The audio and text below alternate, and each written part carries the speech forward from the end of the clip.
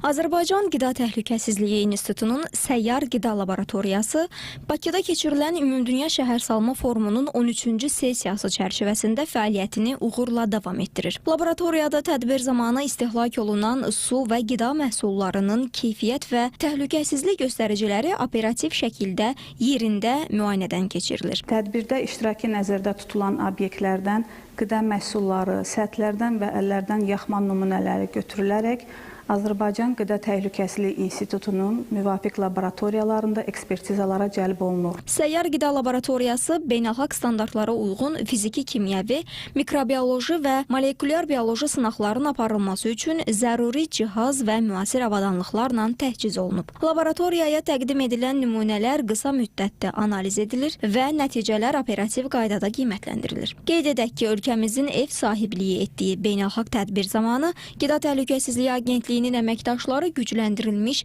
iş rejimində fəaliyyət göstərirlər.